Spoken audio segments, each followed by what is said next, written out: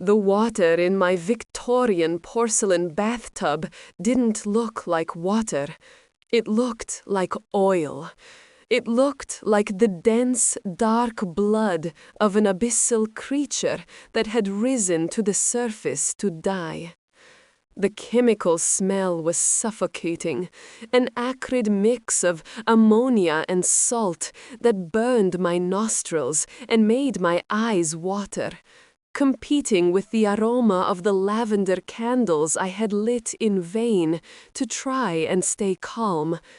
My arms, protected by yellow rubber gloves that reached my elbows, were submerged in that liquid darkness, holding the fabric that, until 30 minutes ago, was the most precious material thing I owned. It was a custom Vera Wang, pure Mikado silk, ivory-colored, with a bodice of Chantilly lace imported from France and a 3-meter train that seemed to float like a cloud when I walked. It cost $12,000.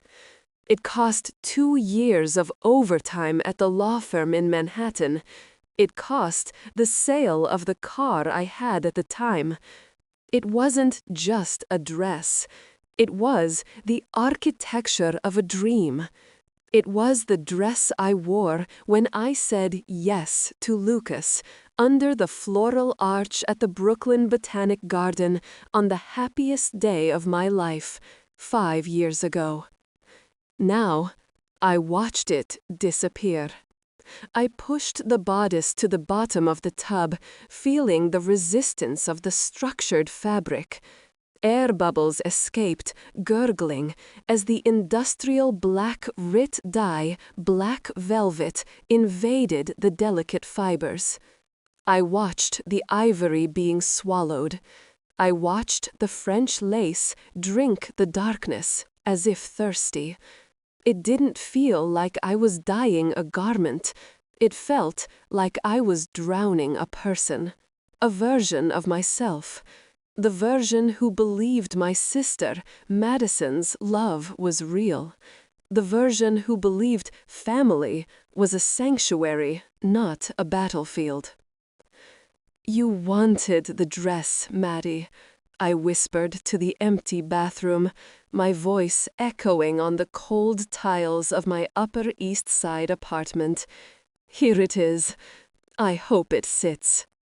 But for you to understand why I'm committing this fashion sacrilege, why I'm murdering a textile work of art in my bathtub on a Tuesday night, we need to go back 4 weeks in time. We need to go back to Thanksgiving at my parents' house in Connecticut, where the menu included roasted turkey, mashed potatoes, and a lethal dose of narcissistic manipulation. Dinner was, until that moment, suspiciously quiet. My mother, Linda, was in her best high society hostess form, serving wine and making passive-aggressive comments about my hair. "Don't you think that cut ages you, Elena?" My father, Robert, was discussing golf with Lucas. And Madison? Madison was radiant. At 24, 4 years younger than me, she was the definition of golden girl, blonde, bubbly, spoiled to the bone. She had just gotten engaged to a real estate agent named Brad, a guy with very white teeth and the personality of a closet door, but with the right last name. "I have an announcement." Madison tapped her knife against her crystal glass. The sharp sound cut through the conversation. "Brad and I set the date. It'll be in June in the Hamptons. It's going to be the event of the season." Everyone applauded. I smiled, genuinely happy for her, despite everything. "That's great, Maddie. June is beautiful." "Yes," she said, her blue eyes fixing on me with laser intensity. "And since the budget is a little tight, because we want to spend everything on the honeymoon in Bora Bora, I made an executive decision about the dress. My mother smiled, that knowing smile that sent a chill down my spine. It's a wonderful idea, darling, so sentimental. Elena, Madison said, reaching across the table to hold mine. Her hand was warm, but her touch felt like ice. I decided I'm going to wear your dress, the Vera Wang.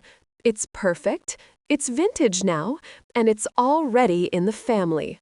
Besides, we have almost the same body. I'll just need to adjust it a little at the bust because, she laughed and glanced at her own cleavage, implying she had more curves than I did. Silence fell over the table. Lucas stopped chewing. He knew how much that dress meant to me. He knew it was kept in a pH-neutral preservation box, wrapped in tissue paper, waiting, perhaps, for a daughter we didn't have yet. What? I asked, thinking I'd misheard. Maddie, that dress is preserved. It's not a loaner dress. I don't want to borrow it, silly, she laughed, taking a sip of wine. I want it. You're already married. You've already worn it. Now it's just sitting there, rotting in a box in your closet. It's a waste. And sharing is caring. Isn't that what Mom always says? Madison, I said, gently withdrawing my hand from hers. I saved that dress with a purpose. It's an heirloom. Maybe one day, if I have a daughter. Oh, please, my mother interjected, rolling her eyes. Elena, you're not even pregnant. And if you have a daughter, 20 years from now, fashion will be different. Madison needs the dress now. She's your sister. It's her special day. You're not going to deny her that out of pure materialistic selfishness, are you? Materialistic selfishness. The phrase hit me like a slap. Me, who had worked since I was 16. Me, who paid my own way through law school while Madison got cars and trips to Europe. I was the selfish one. It's not selfishness, Mom. I tried to stay calm, feeling the old family dynamics suffocate me. That feeling of being the odd one out, the functional daughter who served to solve problems, while Madison was the prize daughter who served to be adored. It's my wedding dress. It has immense sentimental value. I can help Maddie buy a new one. I can give, $1,000 as a gift for the budget. $1,000 won't buy a Vera Wang, Elena, Madison pouted, her eyes instantly welling up with tears, a Broadway-worthy performance. I always dreamed of wearing that dress, ever since I saw you in it. I thought you'd be honored. I thought you loved me. Brad, the groom, looked at me disapprovingly. Elena, it's just a piece of fabric. You're not going to make Maddie cry on Thanksgiving, are you? I looked at Lucas. He was red with anger, ready to explode in my defense. I placed my hand on his leg under the table. No, I'll handle this. The answer is no, Madison. I love you, but the dress is mine. It's one of the few coisas I insisted on keeping just for myself. Let's set a day. I'll go with you to Kleinfeld. We'll find something that's yours. Madison stopped crying instantly. The sadness evaporated, replaced for cold, petulant rage. You're an envious bitch, she hissed.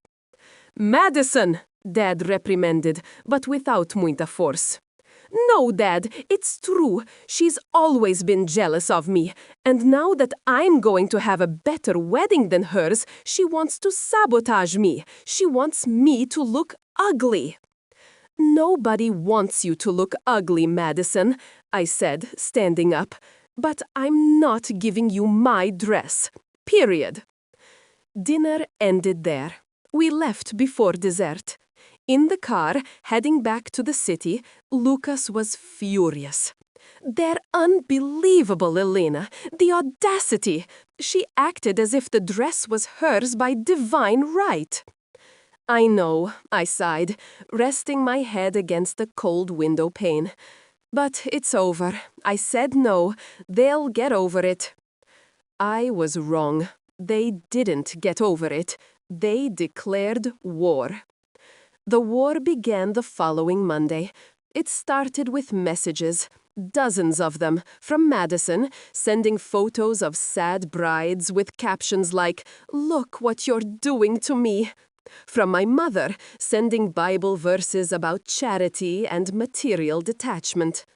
On Wednesday, the tactic changed. My mother called. "Elena, we need to have a serious talk." Her voice was icy. "Your father and I are reviewing the will and the family business structure." My parents owned a chain of luxury car dealerships in Connecticut. I didn't work there, but I had a small shareholding that my grandparents left to me and Madison. "What does that have to do with the dress, Mom?" "It has everything to do with attitude, Elena. Family helps family. If you're not capable of making a small sacrifice for your sister's happiness, we wonder if you deserve to be part of the family's benefits." Madison is very hurt. She said that if she doesn't wear the dress, she feels the marriage will be cursed. She's having panic attacks. "Mom, this is emotional blackmail," I said, incredulous. "You're threatening to disinherit me because of a dress?" "I'm saying actions have consequences. Madison is sensitive.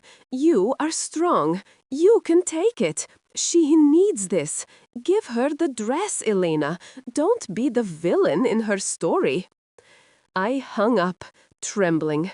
Not because of the inheritance money, I earned very well as a corporate lawyer, but because of the brutal confirmation that to my parents, my feelings were irrelevant compared to Madison's whims.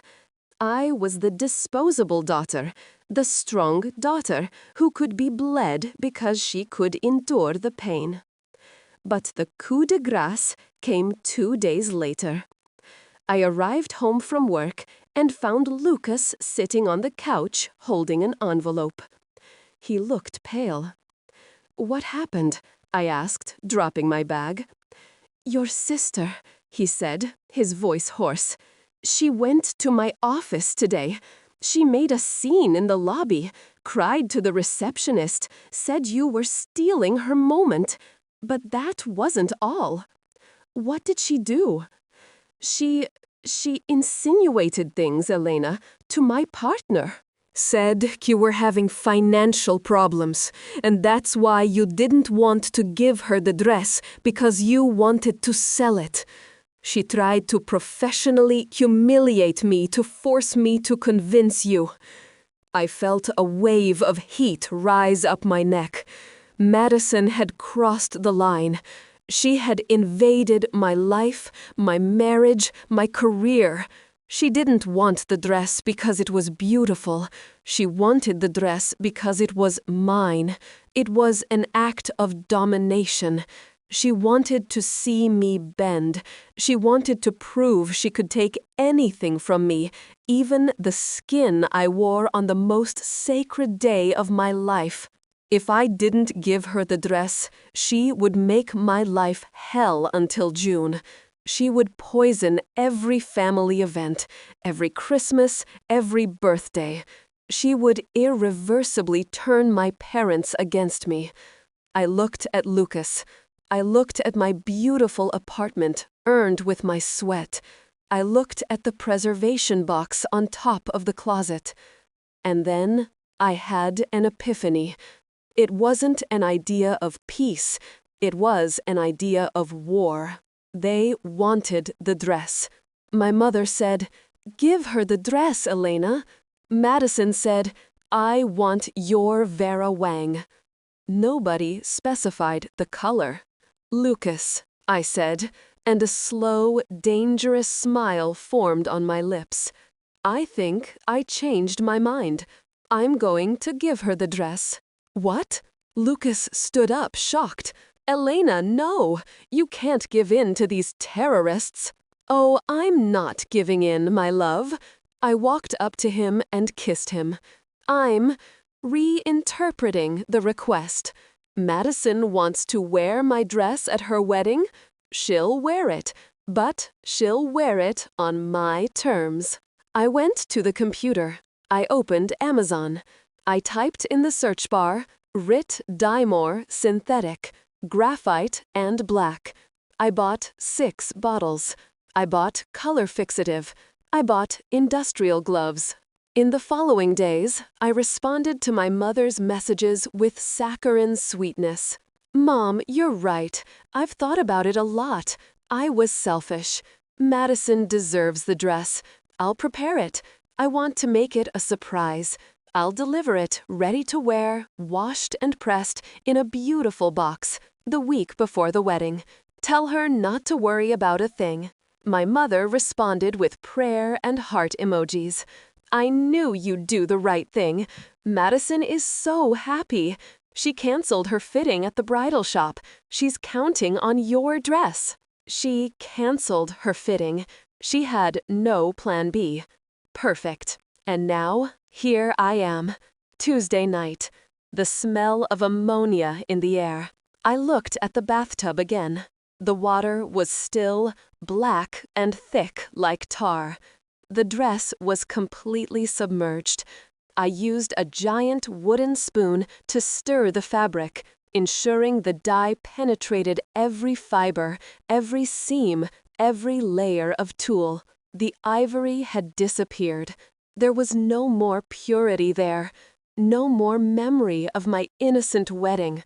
Now there was only a Gothic shroud, heavy and somber. The dye instructions said to let it sit for 30 minutes for a deep black. I would leave it for an hour. I wanted that color to enter the silk's DNA. I wanted it to be irreversible. As I stirred the cauldron of my revenge, I started to cry. Not from regret, but from grief. I was killing my dress. I was destroying the relic of my marriage. Mas, ao mesmo tempo, eu estava queimando a childish hope de que um dia minha cisteira louvasse-me por quem eu era, não por o que eu podia dar a ela. O black dress seria o símbolo de nosso relacionamento. Algo que foi um dia bonito e puro, mas foi forever stained por inveja e tóxica demanda. After an hour, I drained the water. The black liquid flowed down the drain, taking my passivity with it. I rinsed the dress with cold water until it ran clear. Then the fixative. Then the final wash. When I took the dress out of the dryer, yes, I committed the ultimate sin to putting uma Vera Wang in a dryer to ensure it would shrink um pouco e lose that new sheen. It no longer looked like a wedding dress. It looked like a Victorian funeral dress. It was magnificently, terrifyingly black. Matte, deep black que absorvia a luz. I placed it on the mannequin in the living room to evaluate it. The chantilly lace, now black, looked like charred cobwebs. The silk skirt had dramatic weight. It was, in twisted way, beautiful. Madison always quis Ata ser the center da atenção. Com esse dress, she would be. Oh, how she would. I took the original preservation box. I placed black tissue paper, final toque de ironia, e folded the dress carefully. I closed the lid. I placed a card on top, written in my best handwriting. To Madison, you wanted my dress. Here it is. I hope it matches the color of your soul. With love, Elena. The wedding was in 3 days. I was going to deliver the box personally tomorrow na rehearsal dinner. Lucas entered the room. He stopped, looking at the closed box. He knew what was inside. You actually did it? He whispered, mix de horror e admiração. I did, I replied, taking off the rubber gloves. My hands were clean, mas eu me sentia marcadas para sempre. They wanted a sacrifice, Lucas. I gave him holocaust. Tomorrow would ser the big day. Não da wedding, mas the delivery. Madison was expecting fairy tale princess dress. She estava por receber o costume de uma Disney vilã. I couldn't wait to see her face. The rehearsal dinner happened at the Maidstone Club, one of the most exclusive e pretentious places in East Hampton, where we smelled the old money mingava como salgado Atlântico brise. We drove from Manhattan in tense silence, the SUV cutting through the fog the Long Island Expressway. On the back seat, the large white box with the satin ribbon, black, of course, rested comfortably like a child's coffin or tactical nuclear warhead, depending on your perspective. Lucas drove with white knuckles on the steering wheel, checking the rear-view mirror every 5 minutes as if expecting the box to start ticking. "Are you sure about this, Helena?" asked pela senda vez, ao polir nos gravel parking lot. "Once we do this, there's no turning back. Your parents, they'll never forgive you." "They never forgave me for ser their backbone, Lucas," repliquei, tocando meu batom no espelho do visor, vibrante blood red. "They want theater. We'll give them the full opera." We got out of the car. The air was damp e cold, typical de uma June que had not yet decided to be summer. I picked up the box. It wasn't heavy, but it carried the weight of 5 years of accumulated resentment. We entered the private room reserved for the event. The place was decorated with white hydrangeas and floating candles. My mother, Linda, was circulating with a glass of champagne, laughing too loudly, dressed in an Oscar de la Renta that cost more than my current car. When she saw me, her smile widened, but it didn't reach her eyes. It was the smile of a general watching the enemy wave a white flag. "Elena, you're here!" She came up to me, ignoring Lucas, and kissed the air beside my cheek. Her eyes went straight to the box in my arms. "And you brought the package! Oh, darling, I'm so proud. I knew you'd make the right choice. Family is everything, isn't it?" "It is everything, Mom," I agreed, holding the box firmly. "Where's the bride?" "Madison is over there with the bridesmaids. She's radiant. Go give her a kiss and deliver the dress. She was so nervous, thinking you'd back out at the last minute." I walked across the room. Madison was surrounded by her retinue of identical blonde friends, all wearing pastel shades and drinking Bellinis. She saw the box. Her eyes shone with a childish greed that made me nauseous. She parted her friends like Moses parting the Red Sea. "Elena!" she cried, extending her arms. "You brought it! Oh my God, you actually brought it!" She hugged me, but it was a loose, performative hug. She wanted the box, not the sister. "Here it is, Maddie," I said, handing her the package. "As promised, my wedding dress, washed, pressed, and prepared especially for you." The entire room stopped. Everyone knew about the dress war. My mother had made sure to paint Madison as the suffering victim and me as the selfish witch who had finally redeemed herself. The guests, aunts, cousins, my parents' wealthy friends, smiled with approval, expecting the hallmark moment of reconciliation. "Open it!" one of the bridesmaids shouted. "We want to see. That dress is legendary." "Yes, open it now, Maddie," my mother encouraged, approaching. "Let's see how beautiful it will look on you." Madison placed the box on the gift table, pushing aside a Tiffany silver toaster. She untied the black ribbon with fingers trembling with excitement. "I knew you'd give in," she whispered to me, low enough for only me to hear, with a smug smile. She lifted the lid. There was the soft sound of tissue paper being torn. Madison plunged her hands into the box, expecting to feel the soft ivory, expecting to pull out the white cloud of stolen dreams. Instead, her hands emerged, holding fabric that seemed to have been woven from the darkness of midnight itself. The silence that fell over the Maidstone Club was absolute. The background music seemed to have stopped. The clinking of silverware ceased.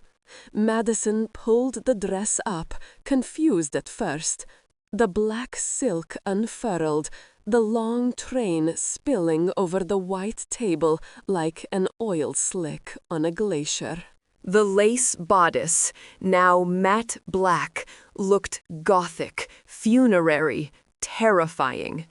She stood still, holding the dress against her chest, blinking.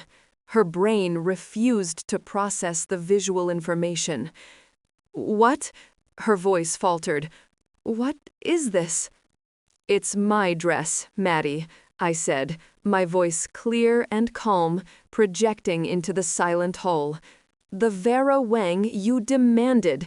You said you wanted my dress, specifically mine, and this is it." "But it's black," she stammered, looking at her hands as if they were dirty. "Why is it black?" "Because I dyed it," I replied, shrugging slightly. "Last night, in my bathtub. I thought it matched the occasion better, and how you obtained it." The scream that came from Madison's throat was not human.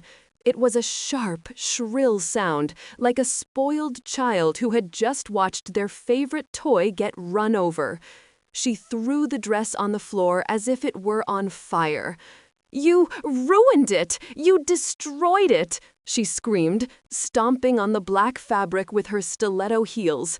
"Mom, look what she did! Look what this jealous woman did!" My mother lunged forward, her face contorted with a fury that distorted her facelifts. She picked the dress off the floor, examining it, hoping it was a prank, that the dye was removable. But the residual chemical smell of industrial dye confirmed the permanence of the act. "Elena Marie," my mother hissed, trembling with rage.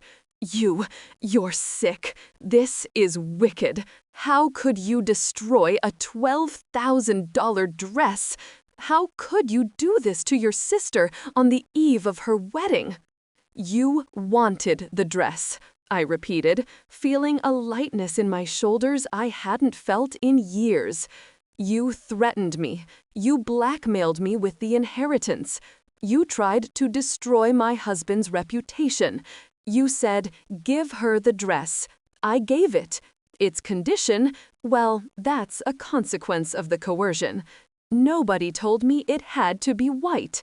"You're a monster," Madison sobbed, her mascara running. "I don't have a dress. The wedding is in 2 days. I canceled the other fitting. I have nothing." "You have a custom black Vera Wang." I pointed to the pile of silk on the floor.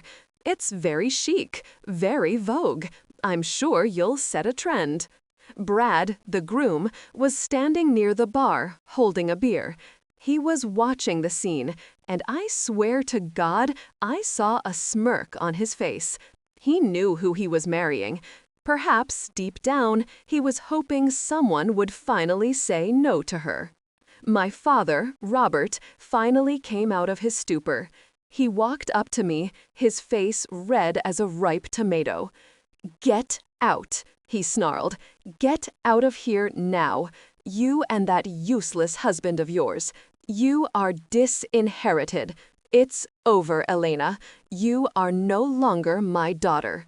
I stopped being your daughter the moment you allowed my sister to treat me like a free department store, Dad. I replied, without backing down. I looked at Lucas. Let's go, love. I think our part here is done. Lucas took my hand. He was smiling, a proud smile. As we walked towards the exit, I heard Madison screaming behind us. I hate you. I hope you die. You ruined my life. I stopped at the door and looked back one last time. Madison was on the floor, crying over a black dress, surroundada by uma família that validated every one their worst impulses. I didn't ruin your life, Maddie, I disse. I just showed you its real color. We walked out into the cold Hamptons night. The air had never felt so sweet. Did the wedding happen 2 days later? Yes. Did eu go? No. But those photos. Oh, those photos. Madison didn't wear a black dress, of course. Mia mother, through desperate connections and a lot of extra money, manejado a buy um sample dress from a local boutique at the last minute. But the dress wasn't made for her. It was on size too big, had to be ajustada with safety pins disguised with extra lace. It wasn't a Vera Wang. And in those photos, Madison's face didn't radiate bridal joy. It radiated suppressed fury. Her eyes were swollen from crying so much in the previous 2 days. The event, which was supposed to be the party of the season, was marred by the rehearsal dinner scandal. Everyone whispered. The story of the black dress spread like wildfire. Half the guests thought I was a psychopath. The other half, secretly, found the move brilliant. Either way, the focus wasn't on the bride's beauty, but on the sisters' drama. I stole the show without even being there. As for the inheritance and the dealership shares, 2 months later, I received an official letter from my father's lawyers informing me that I had been removed from the will and that they wanted to buy my share of the company's stock for a paltry sum, claiming misconduct. I laughed. I'm a corporate lawyer. I hired the best forensic auditors in New York. I refused the purchase offer and demanded a full audit of the company's books before any negotiation, citing my rights as a minority shareholder. The threat of an external audit, which would certainly reveal the tax creativities my father used to finance Madison's lifestyle, made them change their tune quickly. We ended up settling. They bought my share at fair market value, plus a 20% premium for me to walk away quietly. With the money, Lucas and I put a down payment on a country house upstate, far from Connecticut, far from the Hamptons. The black dress? Madison left it behind at a club, in the trash. I asked a club employee, whom I knew from past summers, and to whom I gave a generous tip, to retrieve it and send it to me. It hangs in my new closet, not as a wedding dress, and not as an outfit I'll ever wear again. It's there as a war trophy, a black silk reminder that no is a complete sentence, that boundaries are necessary. And that, sometimes, to save yourself, you need to be willing to be the villain in someone else's story. Madison still sends mensages now and then, usually when she's drunk or when she fights with Brad, which happens frequently, according to gossip. She oscillates between insults and requests for financial help. I never reply. I just look at the black dress and smile. It never fit her, but, ironically, it fit me perfectly. It was the garment I wore for my true rite of passage, the day I divorced my toxic family and married my freedom. And you, what do you value more, the approval de ma family que exploits you, or self-respect? Would you perhaps had the courage to dye the dress, or would you have succumbed to a pressure? If this is story the elegant revenge in definitive boundaries has inspired you, subscribe to the channel for more accounts on how to survive narcissists.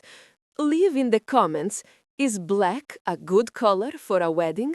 Remember, you shouldn't set yourself on fire to keep others warm. You are stronger than you think.